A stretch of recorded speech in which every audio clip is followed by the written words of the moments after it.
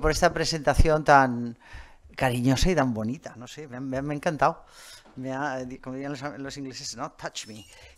Realmente me ha emocionado.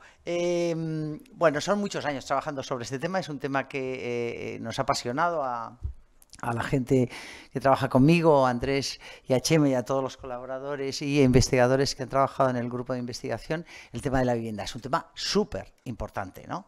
Todos lo padecemos los arquitectos en varios sentidos, los que hacemos investigación también, ¿no? A ver si esto funciona. Sí, amaneceres domésticas, bien. Que la vivienda es una cuestión complejísima, ¿no? Porque tiene muchísima inercia, lo decía Andrés en un vídeo, ¿no? Que tiene muchísima inercia, porque está lastrada por muchas cosas, ¿no? Y yo creo que por la costumbre, ¿no? Por la vida cotidiana, esa cosa ¿no? Mecánico, ¿no? Lo mecánico. No le ponemos demasiada imaginación a la vivienda, no sé por qué. Está también lastrado por el comercio. Está lastrado por digamos, las administraciones y también la normativa, que no hay manera, perdón, que no hay manera de actualizarla, de cambiarla, de abrirla, de mejorarla, ¿no? Está también lastrada por el poder económico, que ha repetido una fórmula y mecánicamente, sin cuestionarse dos veces tal como el negocio funciona, pues sigue haciendo exactamente lo mismo. Y yo creo que nosotros como arquitectos tenemos una responsabilidad importantísima, que es como arquitectos y como investigadores, que la vivienda tiene que servir a la sociedad. Si no, no tiene ningún sentido. Y tiene que hacer que la sociedad viva mejor y funcione mejor y se desarrolle mejor, ¿no? Y en todos los sentidos. No lo digo solo desde un punto de vista de diseño. Ahora veremos por qué. Porque hay muchos otros campos donde nosotros también podemos participar. Es interesante porque el siglo XX fue un siglo fundamentalmente preocupado por hacer vivienda, alojamientos, ¿no? Grandes masas, porque la clase trabajadora, ¿no? De hecho, la vivienda importante empieza a partir del siglo XX, ¿no? Se necesita dar vivienda a toda esa clase emergente importantísima y muy numerosa.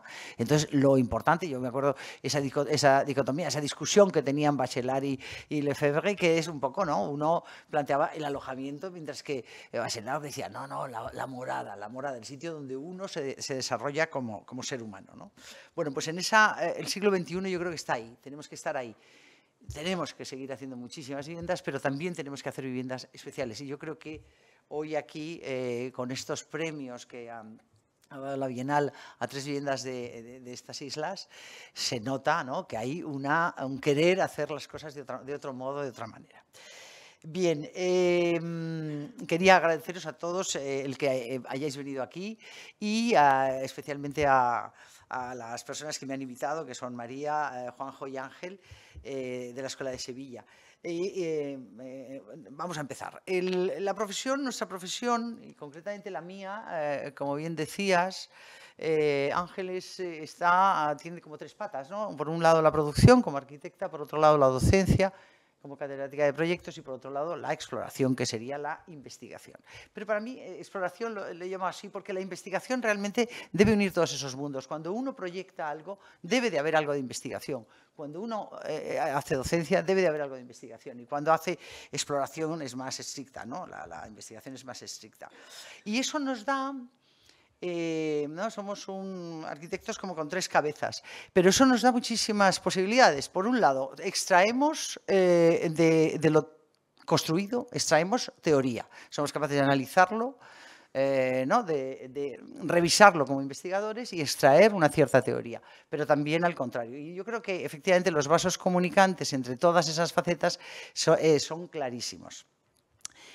No sé si esto tiene aquí una lucecita por algún lado que se puede encender. ¿Tenemos alguien que me pueda decir? Sí, aquí. No, no hay lucecita. Bueno, no pasa nada. ¿No? No. Se ve peor, ¿no? Es que si no, aquí no tenemos luz aquí, ¿verdad? Vale. Pues déjalo. Si no, voy a mirar los papeles. Siempre los tengo, pero luego no los miro demasiado. Bien, aquí. Sí. Como grupo, os voy a presentar nada más que un poquito para luego entrar directamente a hablaros de la última investigación importante que hemos hecho, que es amaneceres domésticos, y que es bastante, bueno, es un poco distinta a las anteriores. Comenzamos con esto. En el 2010 nos pasó el grupo de investigación Manolo Casas y lo tomamos con muchísimo miedo para hacerlo bien y estar a su altura, y hemos llegado hasta aquí haciendo cosas, fundamentalmente lo que hacía Rita Levi-Montalcini, que era una investigadora que descubrió el factor de crecimiento nervioso y que empezó, era mujer, italiana, turinesa, judía, lo tenía todo, y trabajó en la época antes de la entreguerras, ¿no? Sí, antes de la Segunda Guerra Mundial, entreguerras. Y ella llegó allí a la universidad y dijo, yo quiero ser investigadora, yo quiero ser investigadora. Y el maestro, el investigador principal, Levi, le dijo, sí, sí, usted póngase a cortar y a tintar tejidos embrionarios. Bueno, ella se puso años, o sea, horas, meses, y finalmente se tiró mucho tiempo y siguió preguntándole, oiga, maestro, yo quiero ser investigadora. Sí, sí, siga usted cortando y tintando tejidos embrionarios. Bueno, gracias a esa técnica de corte y tinte, fue capaz de llegar a descubrir esto, ¿no? El factor de crecimiento nervioso. Nosotros pretendemos seguir esa estela, y además ella también entendía la investigación como un acto dedicado a la sociedad, como que tenía que revertir hacia la sociedad. Por eso hemos acabado con esa exposición que mostraré más adelante. Bueno, nosotros comenzamos haciendo una especie de gran atlas de la vivienda española del siglo XX, porque pedimos una financiación al Ministerio y nos la concedió. En ese primer trabajo definimos un poco lo que era nuestra metodología, que es propia, no sé si es interesante, pero nos sirvió. ¿Y cuál es la metodología? Bueno, lo primero de todo, restituir, ¿no? O sea, dibujar, hacer una base de datos de todas las viviendas españolas que había en el siglo XX, descargarlas, ¿no? Hacer unas fichas, etcétera, un rollo así como muy mecánico, cortar y tintar. Y redibujar todas, regrafiar. ¿Por qué? Porque los arquitectos tendemos a mentir con nuestros dibujos, es muy difícil comparar trabajos con distintas manos, y entonces queríamos que fuera una cosa muy, muy homogénea, muy uniforme, que realmente nos permitiera comparar todos ellos. Por ejemplo, aquí tenemos los casos de los poblados dirigidos de Madrid de los años 50 y 3 escalas. También manejábamos una metodología de escalar siempre, o sea, de poder hacer 3 escalas que fueran comparables. En este caso la de 1.5000, luego pasábamos a la 1.500, donde en la anterior veíamos más lo territorial, aquí la agrupación, y en el 1.150 la célula de vivienda, que es muy bonito poder comparar todas ellas, ¿no? Las de Oiza con las de Coderc. Ah, fantástico, muchísimas gracias, te lo agradezco. Bien. En aquel momento hicimos una recopilación de la arquitectura española, bueno, de todas las revistas y libros, etcétera, de unos 2.400 casos, y finalmente, bueno, pues hicimos también datos y parámetros. Datos y parámetros que era tratar de hacer que el análisis de la vivienda no fuera un análisis sentimental, no fuera un análisis íntimo. Quiero decir que queríamos que fuera un análisis muy científico. No sé si lo logramos, pero con eso pues tomamos datos, ¿no? Del tipo muy cuantitativos, como son cantidades, áreas, modos de ocupación, etcétera, pero también los parámetros, que son esos datos mezclados, ¿no? Llegando a distintos elementos que nos permitían analizar todas esas viviendas. Y sacamos estos primeros cuadernos de vivienda, que era una publicación periódica, muy pequeñitos, y que luego, bueno, pues tuvimos la suerte de que ya varias universidades, Sao Paulo, Porto, han copiado nuestra metodología y nos han invitado a participar con ellos en esa misma selección de casos en sus países, con lo cual ha sido un tema también muy bonito. Esto fue, después de esto sí que, bueno, aquí veis, uy, qué mal se ve esto de Atlas de Poblados Dirigidos. Bueno, este es el premio que nos ha dado la Bienal por estos cuadernos de vivienda, en este caso en galería, que han sido los últimos que hemos sacado, y por estas investigaciones que hemos realizado. pasamos de aquí ya a unos libros. Esos libros, el primero acumula todo el trabajo de investigación del siglo XX entre las dos exposiciones, el 29 y el 92. De los 2000 y pico casos que os he contado antes que habíamos recopilado, pues yo creo que se quedaron como en 60, 70. En el libro hay una selección que también invitamos a otros grupos de investigación a producir esa selección. La selección tiene que ver con un tema de número de concursos ganados, publicaciones realizadas sobre ese proyecto, pero también un tema territorial. Era importante dar una visión de toda España, de todos los territorios españoles, y eso también se tenía en cuenta. Pasamos a un segundo análisis ya del siglo XX-XXI, que es, o finales del siglo XX, le podemos llamar, que llega hasta el 2015, que es del 92 al 2015, donde nos encontramos en ese periodo mucho más corto la misma cantidad de parámetros, digamos, de casos de estudio que en el anterior, ¿no? Sí, fueron del orden de también 60 o 70 proyectos publicados. Y damos un salto. Aquí hay un salto importante porque, digamos, eso ya lo habíamos hecho, lo sabíamos hacer, y el Ministerio nos pidió que trabajáramos sobre qué se está haciendo en vivienda en Europa. Entonces pensamos que en este caso no era tanto, que sí que lo hicimos, recopilar casos, etcétera, hacer sus fichas, sus análisis, sus redibujados, etcétera, etcétera, sino también recopilar memorias de proyectos, recopilar artículos escritos sobre vivienda europea para contar o analizar cuáles eran las palabras, los términos, los conceptos más repetidos en todas esas memorias. Entonces, finalmente lo que ocurrió fue que planteamos una cuestión metodológica como contraria, ¿no? Frente a los otros libros y las otras investigaciones, que eran muy frías y que luego ya cada investigador, cada lector, cada usuario podía construir su propio relato. En este caso, nosotros sí que descubríamos estos términos que veis aquí abajo, que eran muchos, no me acuerdo, pero eran como 19 tags, los llamábamos, house tag, las etiquetas de la vivienda, y publicamos 68 proyectos.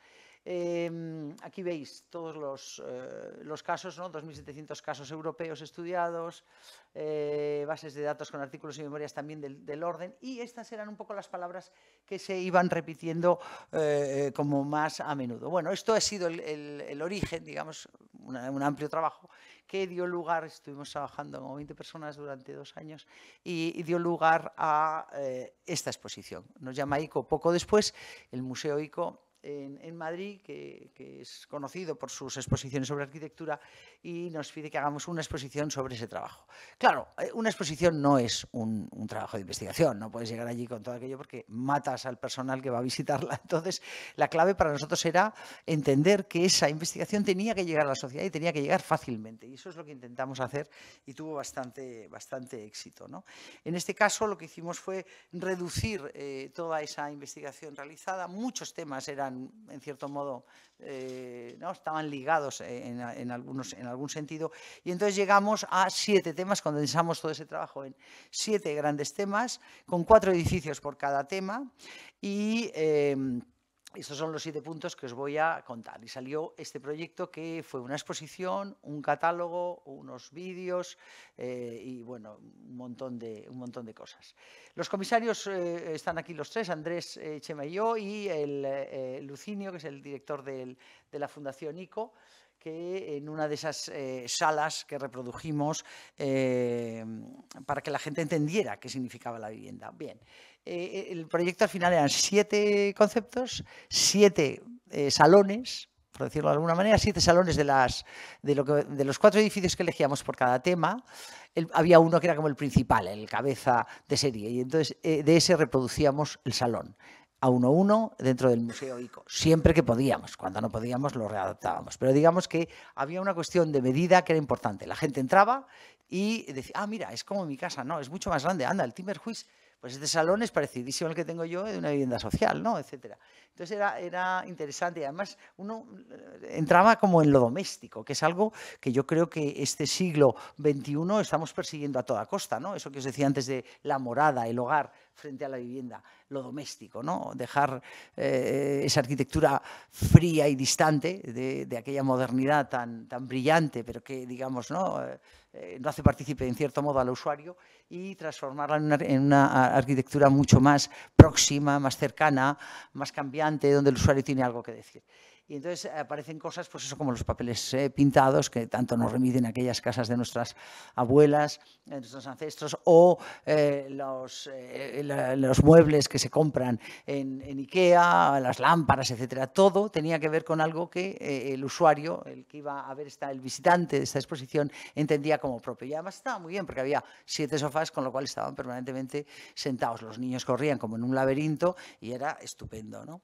Bien, los 7 temas son estos, ¿no? Bueno, aquí podéis ver en YouTube la presentación, pero 7 conceptos. Estos 7 conceptos tienen que ver, como digo, con esa especie de condensación que hicimos de los trabajos, de los análisis de las memorias y de los conceptos que habíamos visto que se repetían más en Europa.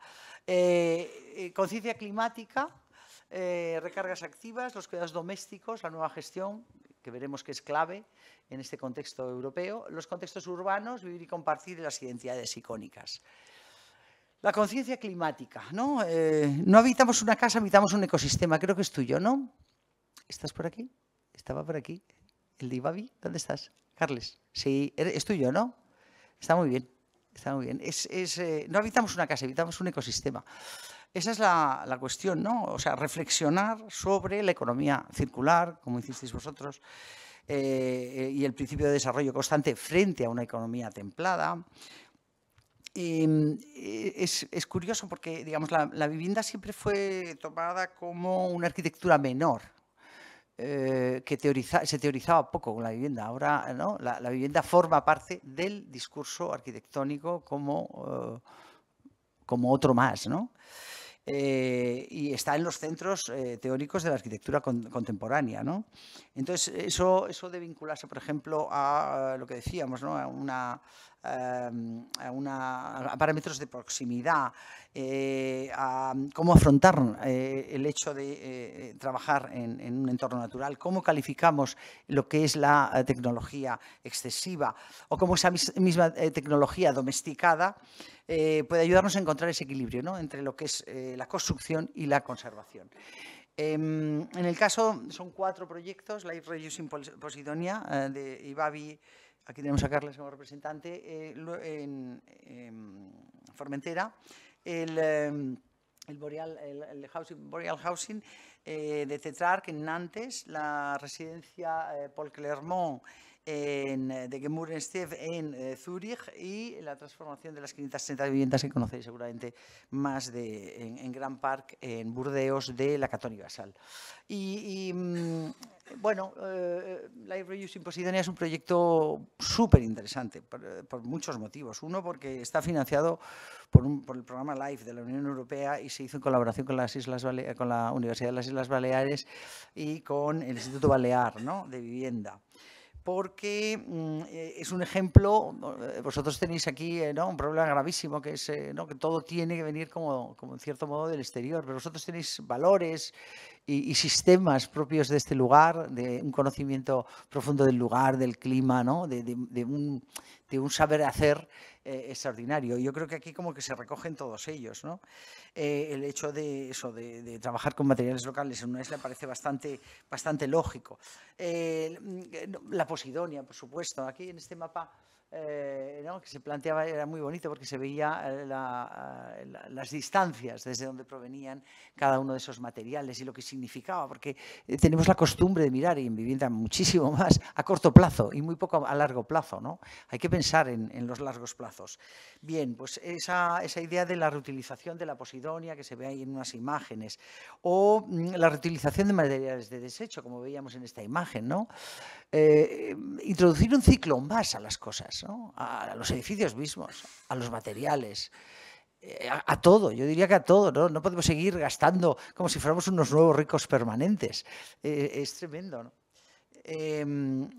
Por ejemplo, hubo un tema también muy bonito en vuestro proyecto, que era la puesta en marcha o digamos, la puesta a punto de algunas fábricas que estaban ya un poco obsoletas con nuevos métodos, ¿no?, para volver a meterlas en el ciclo productivo, ¿no? Que fue, yo creo que muy interesante, pues introduciendo, yo qué sé, sobre la cerámica cocida, pues la biomasa u otro tipo de materiales. Y yo creo que la Biau, y voy a pasar muy rápido porque hay muchos proyectos y me gustaría enseñaros rápidamente casi todos. La Biau lo que ha hecho, ha premiado esas 3 obras de vivienda de las Islas Baleares que nos han enseñado tantísimo, como nos enseñó la gente del IBABI, ¿no?, con el proyecto de Posidonia, que es a utilizar los medios que tenemos a nuestro alcance y no aplicar directamente la normativa. Yo siempre discuto sobre por qué tenemos que aplicar la normativa centroeuropea o norteeuropea, que nada tiene que ver con nosotros. ¿Por qué tenemos que hacer unas ventanas perfectamente herméticas? Y lo que es bueno aquí es que sean malas y que puedan ventilar y que no tenemos otros sistemas, necesitamos otros sistemas en los climas cálidos que nada tienen que ver con lo que nos imponen desde esas normativas que son totalmente ajenas a nuestro entorno. Bien, en el caso de Boreal, bueno, es el sistema del efecto invernadero, ¿no? Es clarísimo, pero también como todas esas viviendas también tienen una participación en unos huertos que están ligados a la vivienda. En el caso de, aquí se ve un poco en estos dibujos, bueno, malamente se ve en estos dibujos. En el caso de Paul Clermont, que digamos es un tema suizo y de una manera un poco diferente, ¿no? Ese patio en fachada, eso que veis es un patio en fachada, donde de manera diagonal se abren las viviendas, es la pieza clave de la casa porque protege de los vientos fríos a todo el interior. No sé si aparecen en algunas imágenes. ¡Guau! Pues no he cogido el apropiado. Bien, tenía que aparecer otra imagen, pero da igual. Ese patio de fachada, digamos que es el lugar más apropiado porque está muy, muy protegido de los vientos fríos de esa zona, ¿no? Y la Catoni basal, ¿qué contaros, no? Lo sabéis todo, seguro, ¿no? Esto sí que han tocado siempre la misma piedra, ¿no? Siempre la misma piedra, pero dando cambios sustanciales y extraordinarios en su forma de hacer, ¿no? De aquellas primeras cositas de la Casa de la Tapí a esto son totalmente distintas, ¿no? Ellos hablan de ese trabajo de un 80% construido, que ya lo tenemos, y un 20% que está por construir. Bueno, quizás son números un poquito exagerados, pero sí que es cierto que además tienen un tema social fundamental. No mueven a los habitantes de sus viviendas. Esto lo construyen añadiendo, como conocéis, esa pieza que veis ahí estrecha y larga, que son esas nuevas terrazas, esas nuevas galerías, y consiguen mantener a los usuarios dentro de las viviendas mientras ellos hacen y practican toda la intervención que se hace sobre edificios grandes paquebotes en los banlieues de las afueras de las ciudades francesas, en este caso en Burdeos, ¿no? Y entonces todo ese sistema se produce con una estructura completamente ajena a la estructura original del edificio, por lo tanto es totalmente independiente y funciona maravillosamente bien.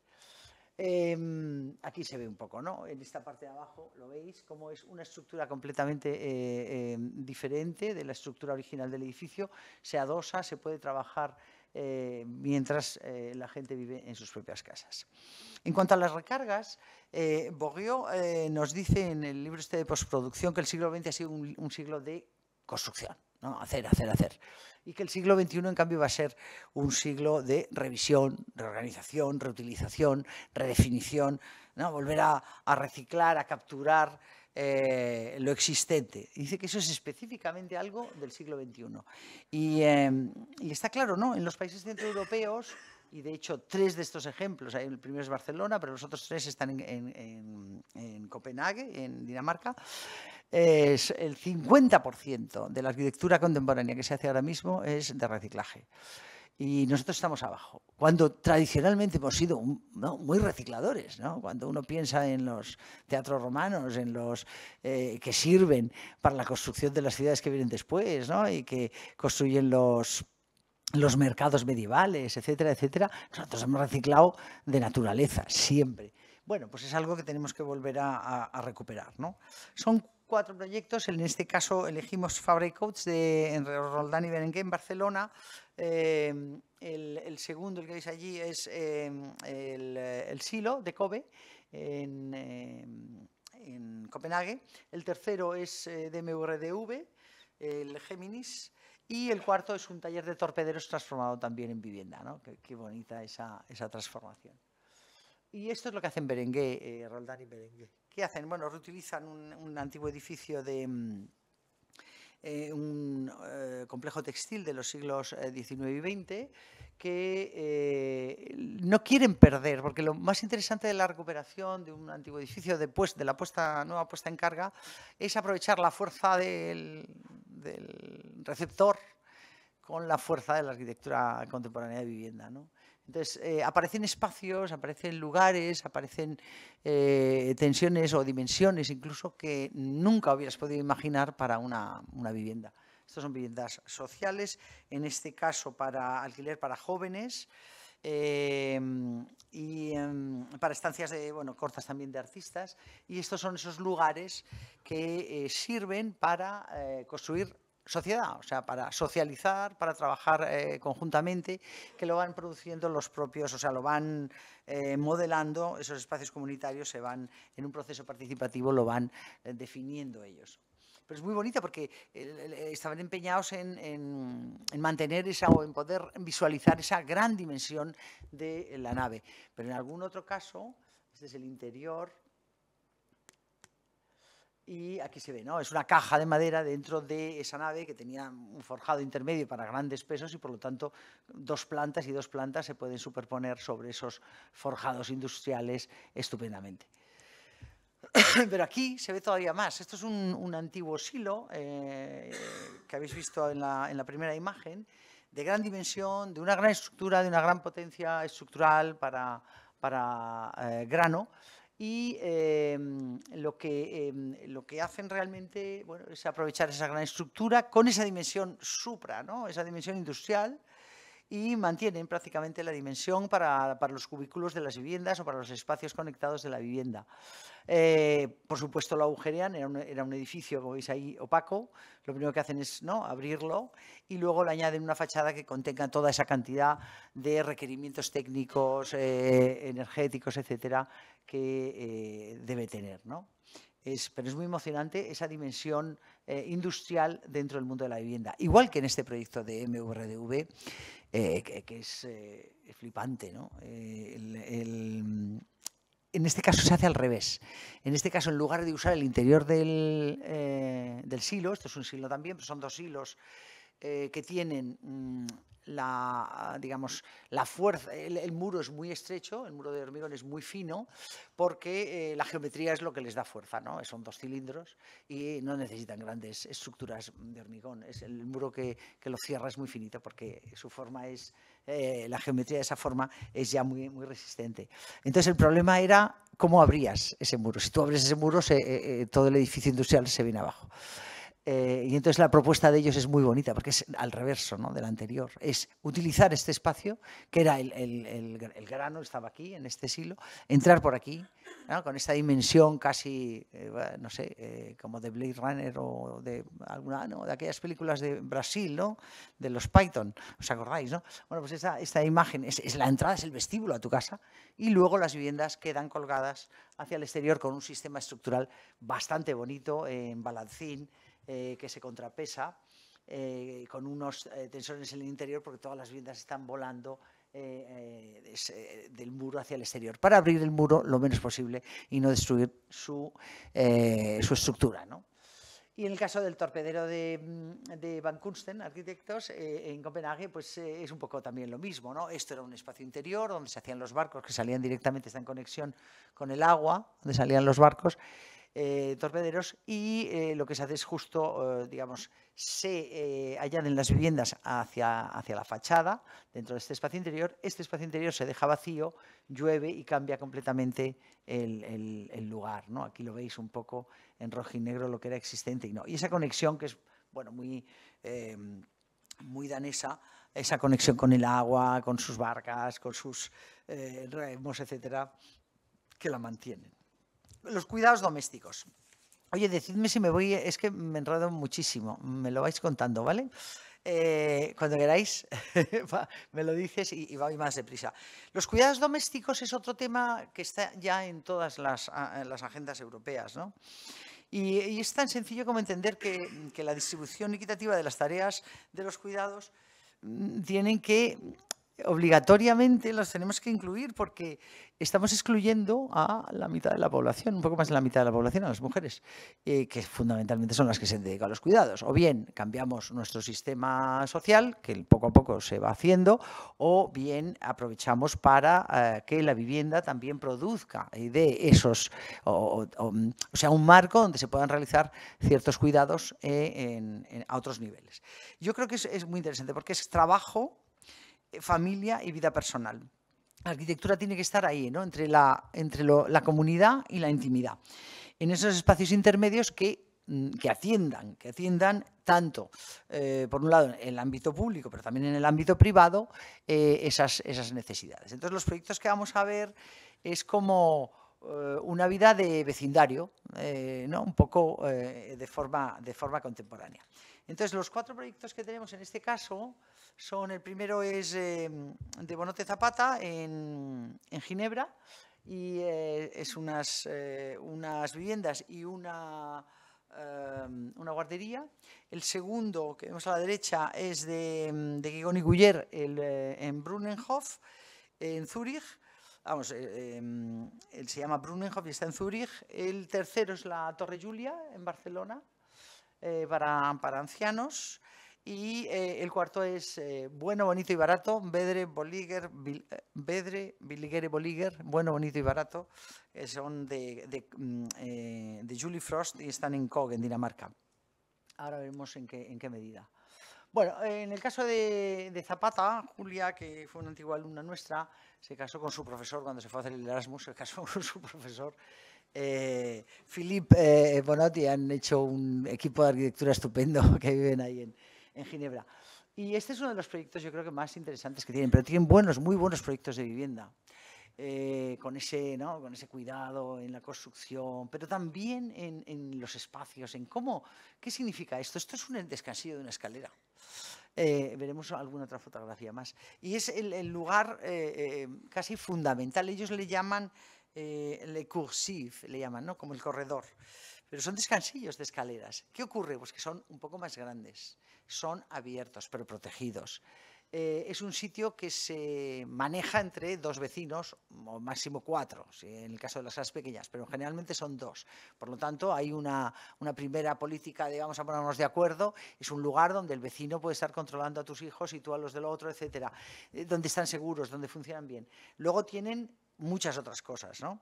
Por ejemplo, es una cooperativa. Y eso da a casi todos los proyectos que vamos a ver hoy de cooperativas, da un carácter, digamos, reivindicativo fundamental, porque quieren vivir de una determinada manera, porque no quieren tener coches, porque quieren tener un aparcamiento de bicicletas, porque quieren tener una vivienda o 2 viviendas o 3 para cuando viene la familia a visitarles, porque son viviendas en alquiler, porque son viviendas controladas económicamente y por lo tanto accesibles. Se plantean formas de vida muy interesantes desde digamos, lo que son estrictos dormitorios hasta comunidad de 10 habitaciones.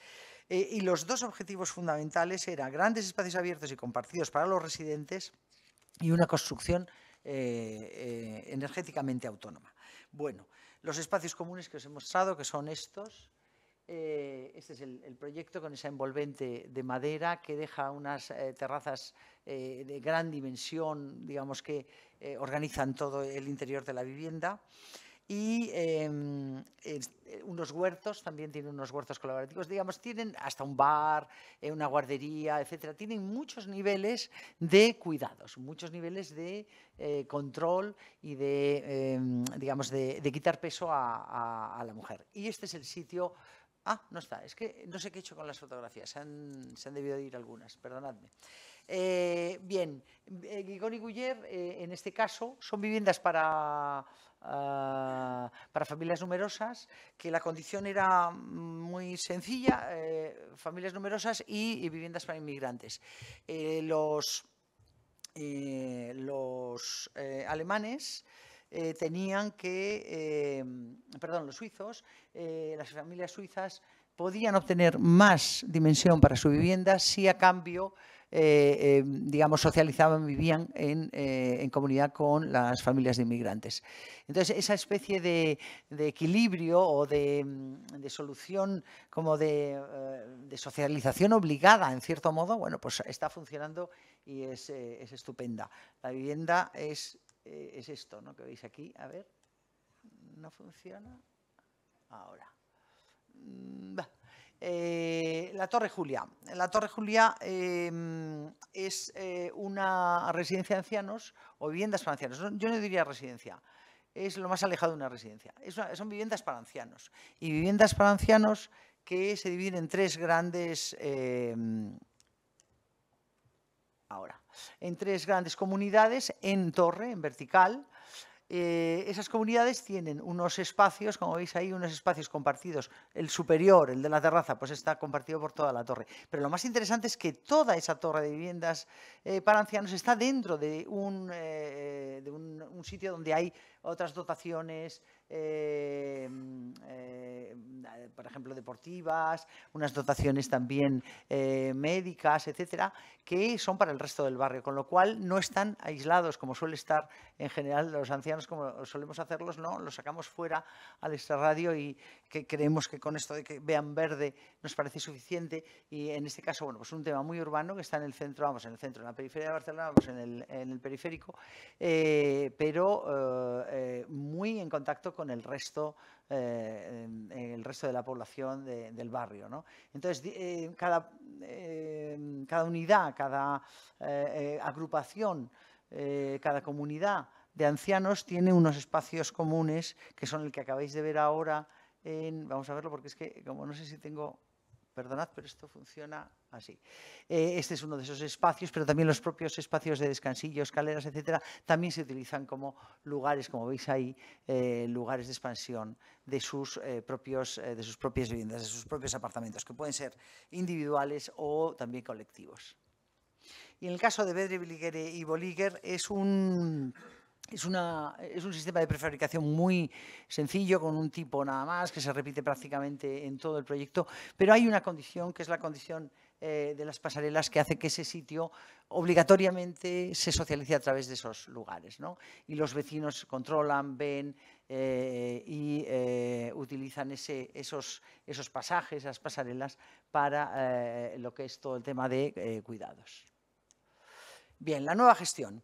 Yo creo que quizás sea el punto más importante de todos ellos. Para mí por lo menos ha sido, en cierto modo, un descubrimiento, ¿no? La innovación no en términos de diseño, que es lo que estamos acostumbrados los arquitectos, sino la innovación en términos de gestión. ¿Qué significa eso?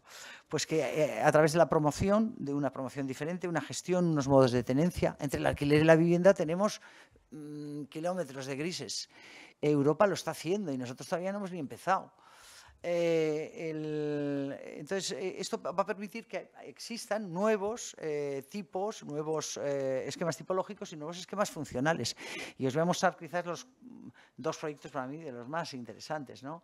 Que son el Calbreite, que lo conoceréis de Miller y Sigrist, en Zúrich, el Tila Company, este otro está en Helsinki, Residential Studio, este es el IBEB de IFAO en Berlín, y el último, que es Suikisud, que es una cosa, un cañón bastante raro y bastante interesante. Vamos a ver. En cuanto al Calbreite, cesión también por parte del ayuntamiento de un lugar, claro, siempre con un hándicap. El hándicap en este caso era un almacén, o sea, una cochera de tranvías de toda la ciudad de Zúrich, ni más ni menos. Y tú allí podías hacer viviendas. Te daban el terreno a 80 o 100 años, ¿no? Pero tenías un pequeño hándicap, que era ese. Que además se hace con anterioridad, pero se hace muy bien. Ahora vamos a publicar un artículo con mucho detalle de este tema.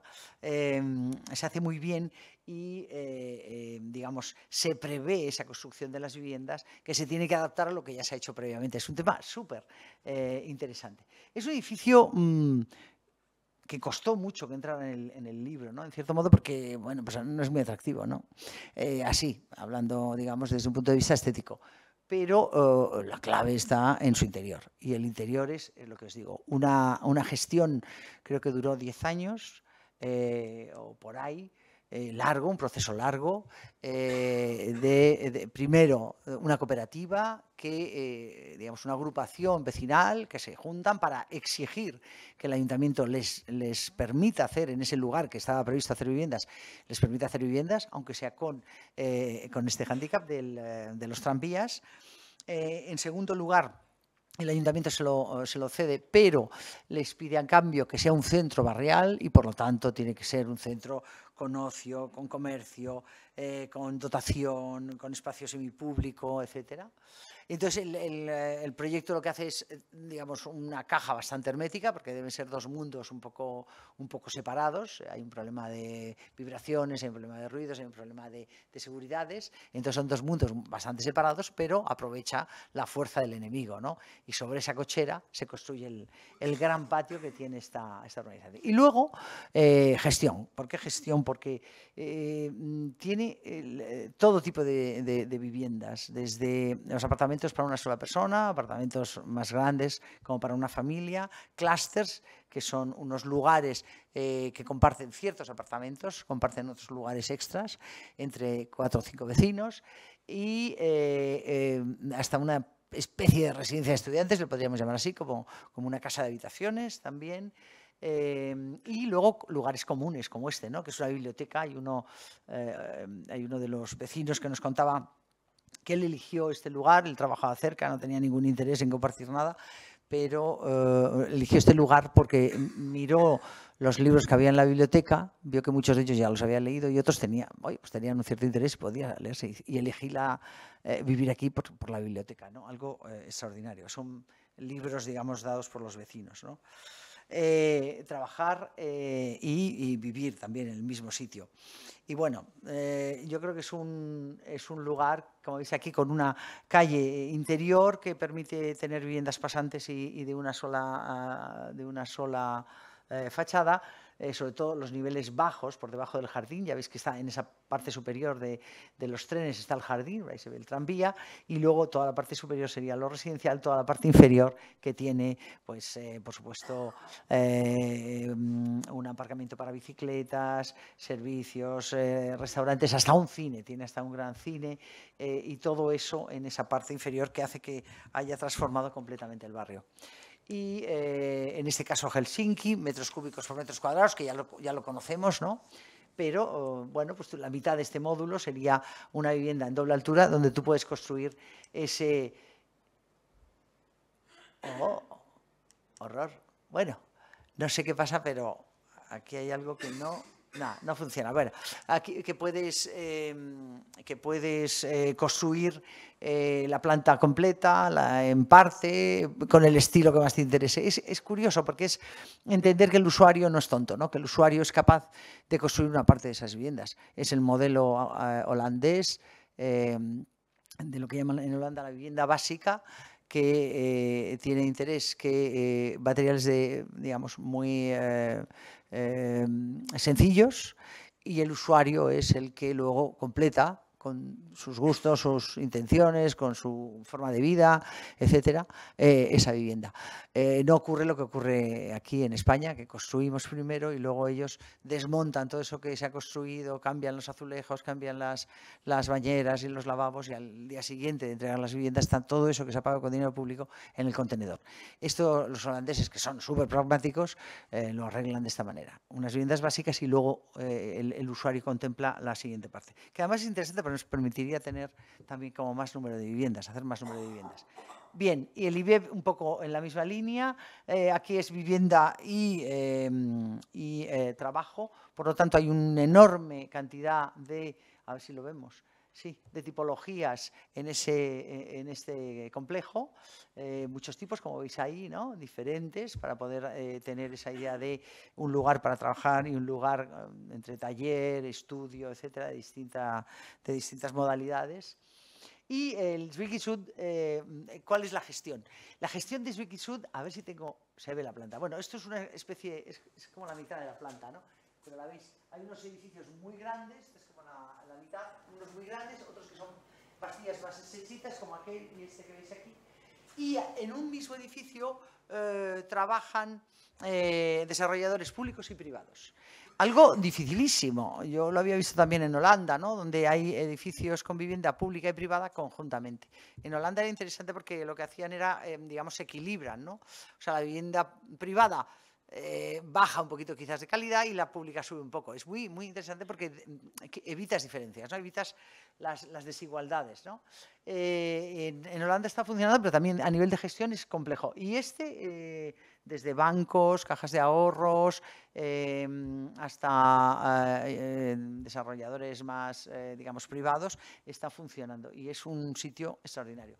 Y como caso también extraño, estas viviendas en el edificio muy profundo, con unos patios en el interior, con un solo patio en el interior, son viviendas de grandísima dimensión compartidas también, ¿no? Bien, pasamos a los contextos urbanos. Esto lo conocemos más, ¿no? Es pensar en el contexto físico, pero también en el contexto cultural. Y entonces, en este caso, hemos traído los cuatro proyectos. El que era el cabeza de serie es el de Rue des Orteaux, de Babel Nubet, en París. El segundo es Guigon-Guyer, en Basilea. Creo que era en Basilea. El tercero es Caramoniña en Santiago de Compostela. Y el cuarto en Venecia, que es de Gino Zucchi. ¿Qué tiene, no? En el caso de Babel Nubet Reynaud, que son los arquitectos, en el caso de Rue des Orteaux, la condición urbana es la que construye todo el conjunto. Por ejemplo, está conformado por un pasaje, que es este pasaje que vemos aquí, existente, que conduce al centro del patio, ¿no? Y a sus jardines. Dos, por el flujo del viento. O sea, las condiciones no son solo condiciones físicas, sino también, digamos, contextuales, de barrio también. El flujo de viento, ¿no? Y por los heterogéneos, por las medianeras. Son unas medianeras muy diversas y entonces el edificio se va amoldando a todo eso que va encontrando. Pero además, a un tema energético fundamental, que es esta fachada como de una doble fachada con un muro trombe. Eso que veis ahí al fondo gris son los radiadores, son esos muros trombes que se calientan con el sol y sueltan el calor a lo largo del día. Y un gran aislamiento, el máximo aislamiento en las medianeras. Pero esa costumbre también, ¿no? Parisina, de esos lugares interiores, de esos patios como casi interiores de manzana. Aquí veis el muro trombe. De pequeña dimensión. También viviendas sociales. Aquí sí que están las tres. No sé, aquí ha pasado algo porque algunas se han ido. Bien, en el caso de Miller y Maranta, en Basilea, es un proyecto que tiene una dualidad clarísima. Por un lado, se construye en el interior de un patio de manzana. Por lo tanto, todo eso que veis ahí alrededor son edificios en lo que era antiguamente un jardín y luego, por otro lado, un edificio en la fachada. ¿De qué hablamos aquí? Pues de dos condiciones contextuales muy diferentes, ¿no? Vivir en un jardín, en el interior de un jardín, pues el edificio se hace mucho más rugoso, más quebrado, más íntimo, trata de buscar como la manera de protegerse de todas esas miradas externas, mientras que en el exterior pues es un edificio, ¿no? Como una pieza de la dentadura que remata la fachada de toda esa calle. En el caso del maestro de López Cotelo, pues es leer la tradición en términos de contemporaneidad, leer los materiales históricos de siempre, pero puestos completamente de una manera totalmente diferente. ¿No? Es rematar una ciudad que no tenía carácter ninguno, una ciudad de los años 60 con una edificación bastante vulgar, rematarla con estas edificaciones bajas y muy metidas en la tradición local para separarnos del Parque de Bonaval. En el caso de Gino Zucchi es un palacio de viviendas veneciano, ¿no? Esa lectura a través de esos huecos que parece que están hechos como por el tiempo, realmente hechos de un solo golpe, pero que nos incorporan directamente a esa visión veneciana que es, ¿no? Tan compleja dentro de lo que es una reutilización también de unas antiguas fábricas. El Jugend, aquí está. Bien, vivir y compartir. Vivir y compartir, y ya estamos terminando. Decía Jeremy Rifkin en el año 2000 que la sociedad que cambia del acceso a la propiedad de bienes al acceso a los servicios. No nos interesa tener tanto la propiedad de bienes como la propiedad de servicios, ¿no? O sea, poderla, digamos, como el acceso a los servicios. Yo no quiero tener un coche, pero quiero usar un coche. Esa sería un poco la cuestión llevada al mundo de la vivienda. El compartir, hoy yo por lo menos lo entiendo como un lujo sutil. No es tanto un compromiso social, que también lo puede ser, pero ahora mismo es un lujo. O sea, no tener un coche ahora es un lujo. Puedes usarlo, pero no lo tienes, no lo tienes en propiedad. Yo, de hecho, me encantaría, ¿no? O demandaría una casa por persona. Una casa por persona, pero no quiere decir que sea una casa tradicional. La cuestión es ver cómo encajamos esas viviendas dentro de un conjunto y de casas colectivas. O sea, exactamente lo mismo que hacemos con los coches que os estaba diciendo, ¿no? O con los teléfonos. Un teléfono unipersonal, una casa unipersonal. Hay gente como Jack Self que trabaja sobre la casa y el tiempo, que es muy bonito porque plantea casas por horas, que tiene que ver algo con esto, ¿no? Con el vivir y compartir. Casas por horas, casas por días, casas por meses, casas por años y casas por décadas. Bueno, os he traído aquí 4 ejemplos, uno catalán, el de La Borda, de la Col, en Barcelona, el otro, el Panache Tower, que es un fake, no es tan de compartir, pero tiene de interés esa cosa del desmelene en la parte superior de todas las terrazas, que lo veremos, ¿no? Como todos podemos tener, aunque tengamos una vivienda en planta primera, podemos tener un trozo de terraza que lo pagan, en este caso se paga. Es una cosa muy diferente al resto. El resto es todo cooperativa. Todas estas dos son cooperativa y esa otra me parece que no, la última no. El otro es un edificio en Viena de un grupo de arquitectos Ainsways que solo hacen vivienda para cooperativas. Interesantísimo. Y el último es el Terrassenhaus en Berlín. Arte y vivienda, o trabajo y vivienda es de Brandenburger en el centro de Berlín. Bien. ¿Qué tiene la vivienda en cooperativa de La Borda? Una cooperativa muy beligerante, muy politizada, fantástica, ¿no? Con ganas de cambiar las cosas. Consiguen convencer al Ayuntamiento de Barcelona. Yo creo que es el primer proyecto que se hace, digamos, de cesión en Barcelona con esta... bien. Ahora no me sale el nombre, el que fue concejal de Barcelona, tan movido, Muntaner, perdón. Y en este caso, bueno, pues gracias al apoyo de Muntaner y gracias al apoyo, digamos, a la fuerza de esta cooperativa se consiguió esta cesión. Por otro lado, un modelo alternativo, no especulativo, de propiedad colectiva. Un sistema de diseño donde también los usuarios entran desde el primer momento, no al final. Es un bottom-up, ¿no? Frente al tradicional del top-down. Y digamos, la participación, como digo, de los vecinos desde el diseño, la construcción, la adecuación al uso, posterior gestión y su mantenimiento, ¿no? Yo creo que tiene como 3 niveles de trabajo. Uno es el diseño colaborativo. Aquí vemos que en general todos estos procesos de cooperativa son extremadamente largos. Uno es el diseño colaborativo de toda la infraestructura comunal. El segundo nivel, bueno, eso lo hace toda la cooperativa, ¿no? El segundo nivel es ya cómo se manejan las opciones de vivienda, y esa es una discusión, digamos, ya entre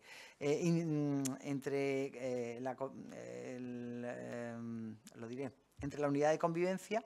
Y el tercero es ya una discusión de esa apropiación de los espacios que se hace de manera individual en el uso diario. O sea, que tienen como 3 niveles distintos de vivir y compartir. Aquí veis el interior. Bueno, en el caso de Panache ya os digo que es más, yo creo que aquí es más un tema de todos estos usuarios pueden tener una vivienda, o sea, una terraza en la parte superior, privada o colectiva comunitaria. En Grenoble, este está en Grenoble y es de François, lo diré, de Edouard François. En el caso de Ainshuis, toda la vivienda, desde las partes superiores, que aquí se ve mejor quizás, ¿no? Donde tienen una sauna en las cubiertas, unas terrazas compartidas, etcétera, y luego toda la planta baja y todos los sótanos, que también forma parte de lo compartido, de lo colectivo, que lo veis aquí desde un aparcamiento de bicicletas, un lugar para los chavales, la cocina comunitaria, como en el caso de la Borda, también es uno de los lugares principales, comedor y cocina comunitaria, hasta los pequeños entornos alrededor de las escaleras. Y en este caso, bueno, pues es un edificio que se puede acceder hasta las partes superiores a través de estas escaleras abiertas al público, donde tú puedes mostrar tu obra, venderla, etcétera. Y bueno, es una especie de... ¿no? Solamente si te proteges a través de... Esto no funciona. Solamente si te proteges a través de las cortinas, bueno, ya ha pasado... pasamos así, ¿no? Se ve bien. No es que va... No sé si tienes que cambiar la pila. En el último de ellos ya las identidades. ¿Por qué la vivienda no puede ser lo que dé identidad a un barrio? En esa cuestión, el monumento, ya parece que en la ciudad ya no existen los monumentos. No estaría mal, ¿no? Que de vez en cuando algunas viviendas, no todas, que parece que tenemos mucha intención en que sean todas, pero algunas podrían ser transformarse en monumentos, o por lo menos en lugares que nos hagan reconocer o dar identidad a un cierto barrio. En este caso, Timberhuis, también un reciclaje de OMA, el árbol blanco de Fujimoto con Les Rousseau y Oxo en Montpellier. El anteúltimo es el iceberg de Zebra en Aarhus, y el Tower on the Tin, que es una cosa por ahí en Suecia, en un sitio que no os digo el nombre, porque es innombrable. El caso de Timberhuis es en el centro de la ciudad. Bueno, el planteamiento de Holanda de redensificar las ciudades está por todos lados, llevan ya casi 15 años haciéndolo, y por lo tanto reutilizando edificios y metiendo muchísima más densidad, porque la ciudad es cara, sobre todo la suya, ¿no? Que tiene unas infraestructuras para liberarse del agua, etcétera, etcétera, complejas y muy caras, y entonces el planteamiento es reutilizar y redensificar. OMA, yo creo que aquí hace un trabajo formidable a través de una estructura muy singular, que es capaz de contener servicios municipales, de contener oficinas, residencia, con una estructura pixelada muy bonita, que deja un gran vacío en la planta baja, que permite tener esos cambios de uso, como veis aquí, tan extraordinarios. Pues una estructura de píxeles que produce una especie como de puente en la planta inferior, ¿no? Es súper sutil. Y reutiliza un edificio antiguo, que se ve por algunos lados, que es el Timberhuis, que es del año 50, y bueno, hay un compromiso, es un edificio que realmente se atraviesa, la ciudad entra, tiene pasajes, está muy en contacto con el tema urbano, ¿no? En el caso aquí lo veis, un poco los distintos usos, un proyecto muy híbrido en esa redensificación que estoy comentando del mundo urbano.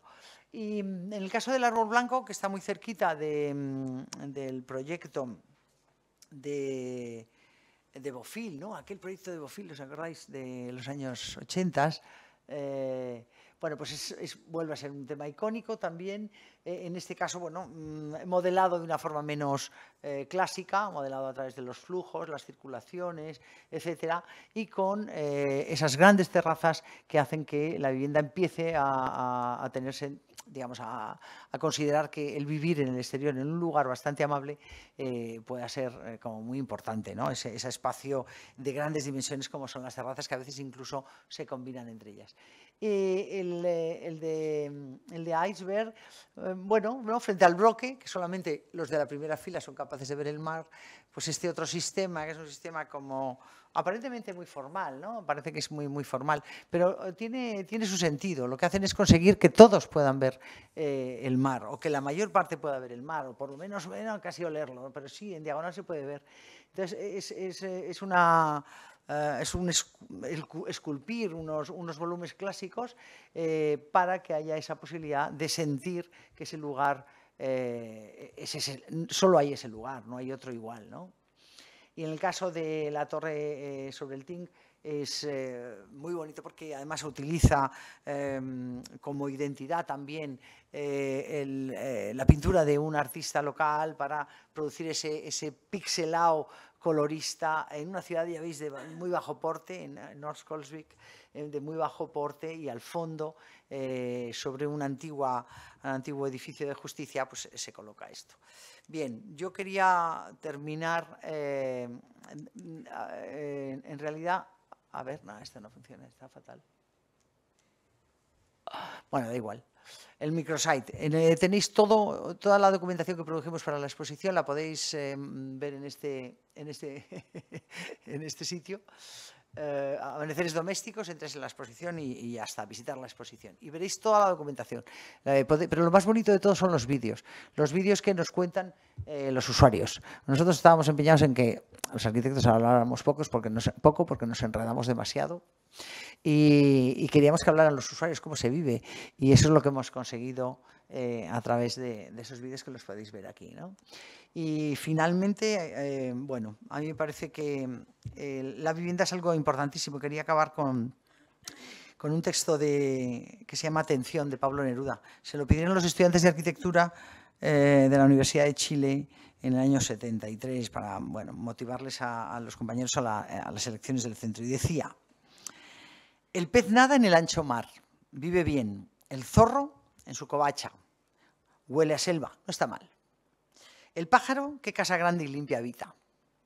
El mamífero grande le sobra espacio. La culebra vive lindo sobre hierba y rocío. Solo el hombre es miserable sobre la tierra que le pertenece. Le falta espacio, agua, cielo, luz, techo, intimidad, felicidad. Muchachos, a ustedes les toca arreglar este asunto, la vivienda, es decir, la vida. Gracias.